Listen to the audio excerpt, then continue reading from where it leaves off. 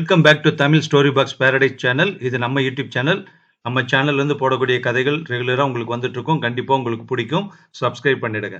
இந்த வீடியோவில் கேட்கக்கூடிய கதை சுஜாதா அவர்கள் எழுதிய மாயா கிரைம் த்ரில்லர் குறுநாவல். அதுதான் இப்போ இந்த பகுதியில் தொடங்க போகிறோம். கேட்கலாமா? கணேஷ் வசந்த் துப்பறியும் மாயா. இந்த நாவல்ல சில இடங்கள்ல அன்பார்லிமெண்டரி வேர்ட்ஸ், நம்ம பயன்படுத்த முடியாத, ஓப்பனா பப்ளிக்ல சொல்ல முடியாத சில வார்த்தைகள்லாம் இருக்கு. அதை நான் தவிர்த்திருக்கேன், அதனால மன்னிக்கவும். அத்தியாயம் 1. கருங்கல் சுவர் ஆள் உயரம் இருந்தது. வாசலில் காவல்காரன் என் காரை நிறுத்தினான். என் பெயரை கேட்டான். கணேஷ் என்றேன் நான். உடனே கதவை திறந்து என்னை அனுமதித்தான். காத்திருக்கிறார்கள் எனக்காக. திறந்த கதவின் கம்பிகளுக்கு நடுவில் ஆங்கில KM எழுத்துக்கள் சமீபத்திய பிராஷோவில் பளபளத்தன. கிருஷ்ணா மிஷன், உலக அமைதி என்று அதன் கீழ் எழுதியிருந்தது. உள்ளே அந்த கட்டடத்தை அடையும் பாதை கவிதையுடன் நெளிந்தது.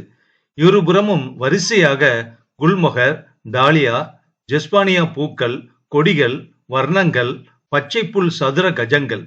வெண்மையான கட்டிடம், தந்தம் போல் மெலிதான மஞ்சள் கலந்த பளபளக்கும் வெண்மை. வெள்ளை அடித்தவனை விசாரிக்க வேண்டும். கில்லாடி வேலைவாதியாரே. போர்ட்டிகோவில் என் கருப்பு கார் உறுத்தி இருக்கும். எனக்காக அந்த மாது காத்திருந்தாள். நீங்கள் 10 நிமிஷம் லேட் என்று கூறினாள். நான் கதவை திறந்து என் தாமதத்தை புன்னகையில் மறைத்தேன். பின் குறிப்பறிந்து சாரி என்றேன். அந்த அம்மாள் வெண்மை சாகரமாக இருந்தாள். அவளுக்கு வயது 48 இருக்கலாம். லேசாக மீசை இருந்தது. கண்களில் கண்ணாடி வட்டங்கள். தரையில் நரை என்பதே இல்லை. விஸ்தாரமாக இருந்தாள். ரொம்ப அழகான இடம், அமைதியான இடம் என்று கூறினேன். அவள் அதற்கு பதில் சொல்லவில்லை. நாங்கள் உள்ளே நுழைந்தோம். பூட்ஸை கலற்றி விடுங்கள் என்றாள் அவள். உடன்பட்டேன். உள்ளே ரோயிங் என்று ஹார்மோனியம் வேட்டை நாய் போல தொடர என்னால் கிரகிக்க முடியாத பாஷையில் ஒரு கோஷ்டி கானம் கேட்டது. கானத்தில், இசையில் மோகனம் இருந்தது. ஹால் எதிரே சுவரில் பெரும்பான்மையை அடைத்துக் கொண்டு ஒரு பெரிய கிருஷ்ணர் படம். நீல நிறத்தில் தவழும் கிருஷ்ணர். ஒரு கையில் புல்லாங்குழலும் மற்றொரு கையில் உலகத்தையும் வைத்திருந்தார். தவழ்ந்த காலால் மற்றொரு உலகத்தை உதைத்து தள்ளிக் கொண்டிருந்தார். உதைக்கப்பட்ட உலகத்தில் நிறைய பாவாத்மாக்கள் இருந்தார்கள். அவர்கள் சுகித்துக் கொண்டும் படுத்துக் கொண்டும் பொதுவாக கெட்ட காரியங்கள் செய்து கொண்டும் இருந்தார்கள். கிருஷ்ணனின் கையில் இருந்த சலுகை உலகத்தில் எல்லோரும் சிரித்து கொண்டும் சதா சந்தோஷமாக திலகமிட்டு கொண்டு வெண்மையான உடைகள் அணிந்து கொண்டு 7வது சொர்க்கத்தில் இருந்தார்கள். அதில் நான் இல்லை. தரையில் கால் வைக்க எனக்கு கூசியது. அத்தனை சுத்தம். என் அறைக்கு வருகிறீர்களா என்றாள் அந்த பெண். நடந்து கடந்தபோது அந்த பஜனை அருகில் பெரும்பாலும் புஷ்டியான பெண்கள் உட்கார்ந்திருப்பதை கவனித்தேன். அந்த அறையில் தரையில் உட்கார சற்று தயக்கமாக இருந்தது. என் பேண்ட் சில தப்பான இடங்களில் பிடித்தது. சையத் என்கிற ஸ்பெஷல் டெய்லர் நல்ல வலுவான தையல் நூல் உபயோகித்திருக்க வேண்டுமே என்ற கவலையுடன் உட்கார்ந்தேன்.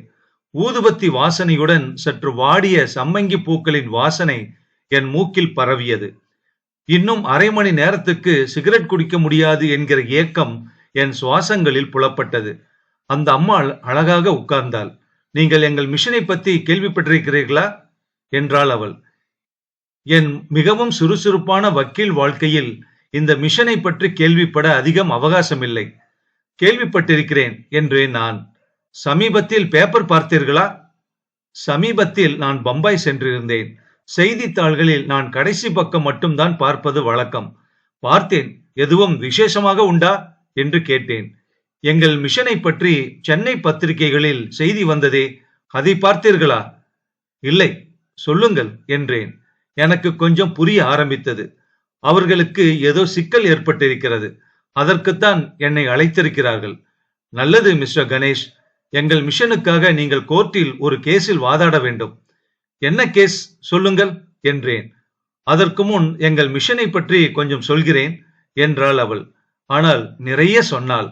சுருக்கம் வருமாறு. கிருஷ்ணா மிஷன் என்பது சுவாமி கிருஷ்ணானந்த சன்மார்க்க பதா என்கிற சிக்கலான பெயரால் சுவாமி என்று சுருக்கமாக அழைக்கப்படும் மகானின் தலைமையில் நடத்தப்படும் ஒரு சர்வதேச இயக்கம். இதற்கு California, Munich, Milan, Lancashire, Tokyo போன்ற இடங்களில் கிளைகள் இருக்கின்றன. தன்னிச்சையாக அனுப்பப்பட்ட பணம் ஏராளமாக குவிகிறது. டாய்ஸ் மார்க், அமெரிக்க டாலர், பிரிட்டிஷ் பவுண்ட் என்று செல்வத்திற்கு தங்குதடை இல்லை. இந்தியாவிலும் மிஷனுக்கு ஏராள செல்வாக்கு. மிஷன் 7 கல்லூரிகளை நடத்துகிறது. கோரக்பூர், சென்னை, மாசேர்லா, பம்பாய், மான்ஷோர், மைசூர், கண்ணனூர் இவ்விடங்களில் கல்லூரிகள். கல்கத்தாவிலும் புதுடெல்லியிலும் 2 இந்து சமய ஆராய்ச்சி கழகங்கள். ஏராளமான அனாதை இல்லங்கள், கண் தெரியாதவர் இல்லங்கள், புனர்வாழ்வு இல்லங்கள்.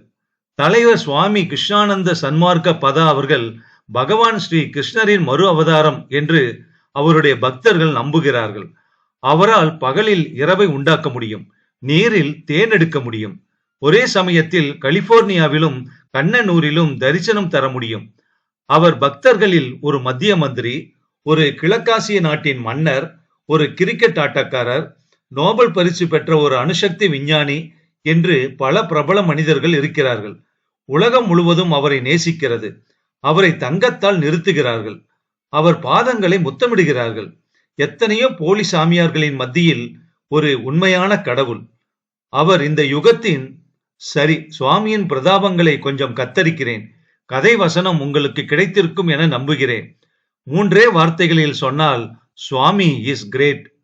பகவானுக்கு என் போன்ற ஒரு சாதாரண வக்கீலின் சகாயம் எதற்கு தேவை என்று எனக்குள் கேள்வி பிறந்தது. அந்த அம்மாள் விஷயத்துக்கு வரட்டும் என்று நான் காத்திருந்தேன். நான் 2 கொட்டாவிகளை மென்று தின்றவுடன் அந்த அம்மாள் விஷயத்துக்கு வந்தாள். வாவ், விஷயம் மிகவும் சுவாரஸ்யமான விஷயம்.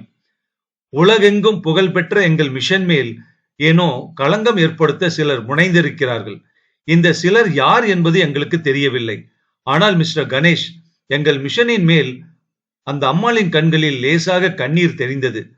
எங்கள் மிஷனின் மேல் அவதூறு ஏற்படுத்தி இருக்கிறார்கள். ஒரு வழக்கு தாக்கல் ஆகியிருக்கிறது.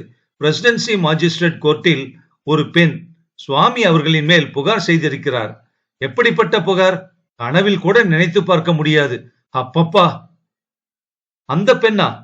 ஆம், அவள் பெயர் மாயா. புகார் என்ன? அதை விவரிக்க என்னால் முடியாது. அந்த விஷமான வார்த்தைகளை இந்த இடத்தின் அமைதியை, சுத்தத்தை, உண்மையை களங்கப்படுத்திவிடும். புகார் என்ன என்பது எனக்கு தெரிய வேண்டுமே. அம்மாள் எழுந்தாள்.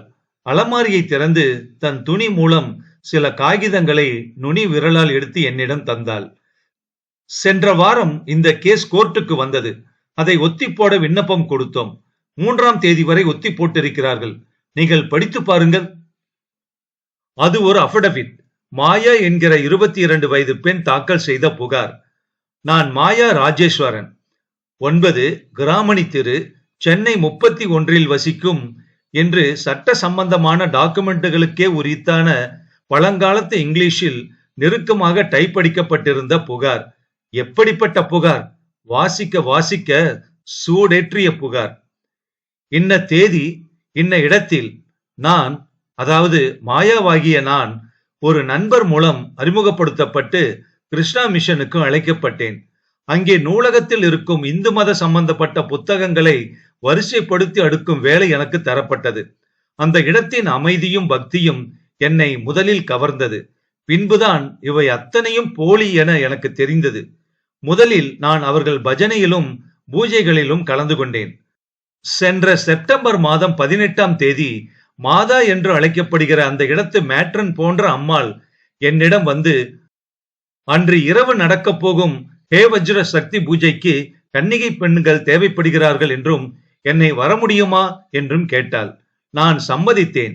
நான் நிஜமாகவே கன்னிகையா என மீண்டும் கேட்டாள். நான் ஆம் என்றேன். இரவு முழுவதும் ஆசிரமத்தில் தங்க வேண்டி வரும் என்று சொன்னாள். நான் எதுவும் சந்தேகப்படாமல் உடன்பட்டேன். என்னை தனியே அழைத்துச் சென்று குளிர்ந்த நீரில் நீராடச் சொன்னார்கள். பின்பு வெண்மையான உடை தந்தார்கள். அந்த அம்மாளே அந்த உடைகளை அணிவித்தாள்.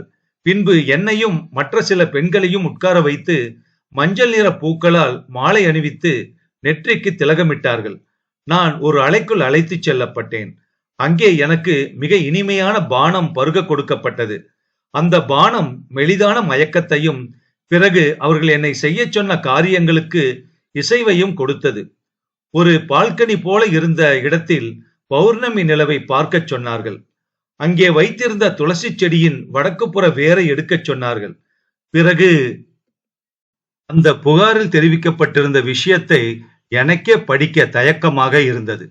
நான் இனி தரப்போவது கதையின் பூர்ணத்தை முன்னிட்டு அந்த வாக்கியங்கள் பிற்பாடு கோர்ட்டில் எனக்கு உபயோகப்பட்டன என்கிற ஒரே காரணத்திற்காக மட்டுமே. பிறகு என்னுடைய டேஷ் ரோமம் எடுத்து அதை பொசுக்கி நெற்றியில் அணிந்து கொள்ளச் சொன்னார்கள். மிஷனின் தலைவர் சுவாமி கிருஷ்ணானந்தா என்பவரும் உள்ளே வீற்றிருந்தார். அவர் என்னை அழைத்தார். நான் எனக்கு தரப்பட்ட போதைப் பொருளின் ஆதிக்கத்தில் அவரிடம் சென்றேன். அவர் என்னை ஒரு சிறு குழந்தை போல கையாண்டார். அவர் என் உடைகளை களைந்து தன் முன் என்னை படுக்க வைத்து என் நாபியில் ஒரு மலரை சிரத்தையுடன் அமைத்தார். பிறகு மற்றொரு மலரை என் கண்கள் ஏறக்குறைய ஒரு சாசர் அளவுக்கு விரிய மேலே படித்தேன். வினோதமான மத சம்பிரதாயங்களும் பெண் சம்பந்தப்பட்ட அந்தரங்க விஷயங்களும் கலந்த ஒரு ரகசிய நடைமுறை அதில் துல்லியமாக விவரிக்கப்பட்டிருந்தது. மாயா பிற்பாடு மயக்கமுற்றதையும் சொல்லியிருந்தாள். மறுநாள் காலை அவள் உடலில் ஒவ்வொரு பாகத்திலும் வலி ஏற்பட்டதையும் சில இடங்களில் காயம் இருந்ததையும் சொல்லியிருந்தாள். மறுநாள் நான் மிஷனை விட்டு வெளியே வந்து விட்டேன். அன்று மாலை டாக்டர் சரஸ்வதி என்பவரிடம் சென்றேன். அவர் என்னை பரிசோதித்து பார்த்ததில் நான் தூக்கத்தில் பலாத்காரப்படுத்தப்பட்டிருக்கிறேன் என்பதை அறிந்து கொண்டேன். என்னை ஏமாற்றி என் மானத்துக்கு களங்கம் விளைவித்த சுவாமி கிருஷ்ணானந்தாவையும் அவருடைய போலி மிஷனையும் அரசாங்கம் உரிய முறையில் தண்டிக்க வேண்டும் என்று விண்ணப்பித்துக் கொள்கிறேன். எனக்கு ஏற்பட்ட களங்கத்துக்கு உரிய முறையில் நஷ்டஈடு கொடுப்பதற்கு கிருஷ்ணா மிஷனை பணிக்குமாறு விண்ணப்பம் செய்து கொள்கிறேன். ஒப்பம் மாயா. நான் அந்த அம்மாளை நிமிர்ந்து பார்த்தேன். அத்தனையும் பொய் என்றாள் அவள். சம்மன் வந்திருக்கிறதா என்று கேட்டேன். ஆம், சுவாமி அவர்கள் கோர்ட்டுக்கு ஆஜராகும்படி வந்தது. நான் யோசனையுடன் இருந்தேன். இந்த கேஸை நீங்கள் எங்கள் சார்பில் எடுத்து நடத்த வேண்டும் என்று கூறினாள் அந்த அம்மாள். இந்த பெண் சொல்வது முழுவதும் பொய் என்கிறீர்களா? முழுவதும். இந்த மிஷனுக்கு வந்தாளா? அதாவது நிஜமா? இவள் வேலை தேடி வரவில்லை. தனக்கு ஒருவரும் இல்லை, தான் நிர்கதியானவள் என்று ஒரு தினம் சரணாக வந்தாள். நாங்கள் ஏற்றுக்கொண்டோம். அவளுக்கு ஆலயத்தை சுத்தம் செய்வது, பூப்பறிப்பது போன்ற வேலைகள் கொடுத்தோம். சுவாமி இவளை பார்த்தது கூட இல்லை. எவ்வளவு நாள் இருந்தாள் இங்கே? 1 மாதம் இருந்திருப்பாள். அப்புறம் ஒரு நாள் அவளை காணவில்லை. அவள் காணாமல் போனதை நீங்கள் போலீசிடம் சொன்னீர்களா? இல்லை. நான் யோசித்தேன். இந்த மாதிரி பூஜைகள் இந்த இடத்தில். கணேஷ், முதலில் உங்களுக்கு எங்கள் மேல் நம்பிக்கை ஏற்பட வேண்டும். இது கடவுளின் இடம். மனதில், உடலில், ஆத்மாவில் பரிபூர்ண சுத்தம் உள்ள இடம். உண்மை அரசாளும் இடம். நான் குறுக்கிட்டு, நான் சுவாமி அவர்களை பார்க்க முடியுமா என்றேன். தியானத்தில் இருக்கிறார் என்றாள் அவள். தியானம் எப்போது முடியும்? சொல்ல முடியாது. உங்களுக்கு பாக்கியம் இருந்தால் தரிசனம் கிட்டும் என்றாள் அவள். சுவாமி கோர்ட்டுக்கு வருவாரா? வர தயாராக இருக்கிறாரா? வருவார். ஆனால் நாங்கள் பக்தர்கள் அதை முடிந்தால் தவிர்த்து விடலாம் என்று எதிர்பார்க்கிறோம். தவிர்க்க முடியாது. அவருக்கு இந்த விஷயம் தெரியுமா? அவர் திரிகால ஞானி. அவருக்கு எல்லாம் தெரியும். அவர் இதை பற்றி என்ன சொன்னார்? புன்னகைத்தார் என்றாள் அந்த பெண். கோர்ட்டில் புன்னகைக்க முடியாது என எண்ணிக்கொண்டேன். இந்த கேஸை மேலே தொடர்வதற்கு நான் சுவாமி அவர்களை பார்த்தாக வேண்டும் என்றேன் நான் மறுபடியும். உங்களுக்கு பாக்கியம் இருந்தால் தரிசனம் கிடைக்கும் என்றால் அவளும் மறுபடி. எனக்கு கோபம் வந்தது. எனக்கு தரிசனம் வேண்டாம். அவரை பார்த்து பேச வேண்டும். அவரிடம் சில கேள்விகள் கேட்க வேண்டும். என்னிடம் கேளுங்கள். அவர் இந்த மாதிரி அற்ப விஷயங்களுக்கு அப்பாற்பட்டவர். அவர் கடவுள். சரிதான், கடவுளுக்கு வக்கீல் எதற்கு என்றே நான் பட்டென்று. நீதான் கணேஷா என்று துல்லியமான குரல் கேட்டது. திரும்பி பார்த்தேன். அவர்தான். சுவாமி கிருஷ்ணானந்த சன்மார்க்க பதா. அத்தியாயம் 1 முற்றும். இனி அந்த கதை எப்படி நகருதுன்னு நம்ம பார்க்கலாம்.